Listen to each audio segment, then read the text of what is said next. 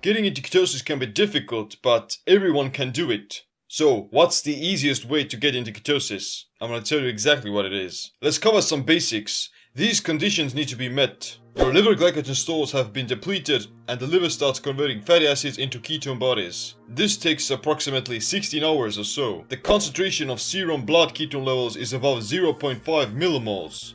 Optimally not higher than 3.0 millimoles.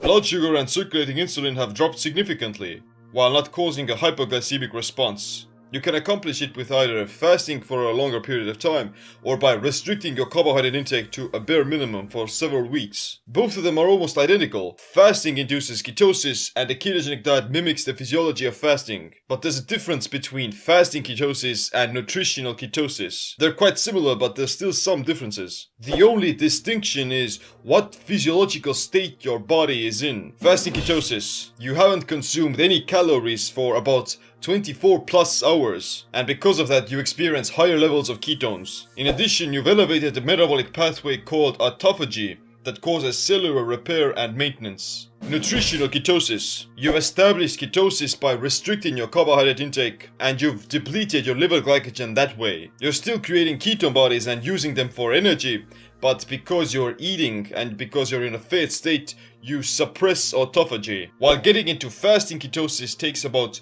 1 to 3 days, nutritional ketosis requires 2 to 3 weeks of keto adaptation, during which you need to pay close attention to how many carbs and protein you eat and how it affects your blood sugar levels. Strict water fasting reduces circulating blood glucose and insulin levels while raising glucagon and ketones. Not only is fasting the fastest way to establishing ketosis, but it's also the easiest. The liver won't start producing ketones unless your liver glycogen has been depleted first. This causes a small energy crisis. But after about 3 days, your brain realizes that carbs are indeed run out and, it has to come up with another solution. The brain will then accept ketone bodies as energy and will derive 75% of its energy demands from ketones. Fasting has taken up this negative connotation in society and the medical community, although it's been practiced by dozens of cultures for thousands of years. In my opinion, it should be one of the foundational cornerstones of a healthy diet, or lack thereof. There's also a huge difference between fasting, caloric restriction, and starvation. Starvation. The body doesn't have access to essential nutrients and is slowly wasting away by cannibalizing its vital organs. It's a gradual process of degradation. Caloric restriction. You're consuming fewer calories needed to maintain your current energy demands. You're gonna burn some stored fat. However, the body tries to compensate for it by decreasing metabolic rate, down-regulating reproductive hormones, thyroid functioning, and increasing gluconeogenesis, especially if you're not keto adapted. This is basically starvation. You're still eating, but in fewer amounts, and thus you're still degrading. We must starve. Fasting. Despite not having consumed any calories, your body is still nourished. By shifting into ketosis, you'll be burning body fat for energy exclusively. Ketones are protein sparing and they give more energy to the brain. Thus, you preserve all of your vital organs and lean muscle tissue. Fasting doesn't equal starvation because once you shift into ketosis, you have access to your own body fat. With caloric restriction, this shift won't happen. You'll still remain in a fat state, but you're still malnourished, and your body basically thinks it's starving. We can't eat solid food. You're actually better off by consuming no food at all, instead of feeding yourself in inadequate amounts. That's why people who experience malnutrition burn off their muscle, but they still have quite a lot of body fat on them. They're starving and they're not in ketosis. Therefore, they get skinny fat. This applies to both physical and mental aspects. I've done intermittent fasting for years and I've also done a few 3 to 5 day fasts over that time. And I must say that it's not difficult at all. Hunger becomes less of an issue the longer you fast. The more your body adapts to ketones,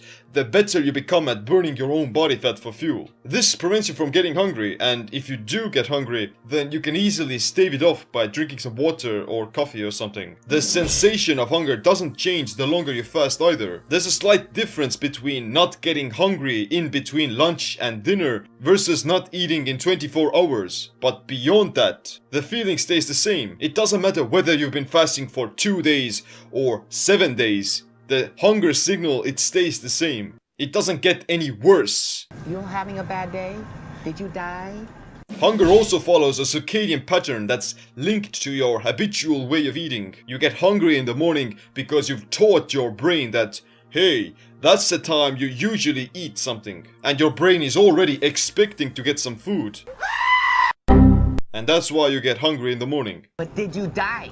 And that's why snacking in between meals is not a very good habit. You'd be better off by eating once and be done with it, so your body could be forced to burn its own fat. It's easier to fast. It's easier to fast to prevent hunger. It's easier to fast to lose weight. It's easier to fast to get into ketosis. But you can't fast for the rest of your life. The longest recorded fast lasted for 382 days, during which an Irish man went from 456 pounds to 180 pounds. So he lost 276 pounds. You can get into ketosis by fasting for 3 to 5 days already. Going any longer than that can actually be counterproductive. Whatever the case may be, if you want to shift from fasting ketosis to nutritional ketosis, then you need to start eating a well-formulated ketogenic diet. It means after you break a fast, you have to continue eating low-carb, high-fat meals. Eating a ketogenic diet should be done as a long-term thing, because you'll start reaping all the benefits of keto adaptation only after a few months. That's when you really start to change your body's physiology.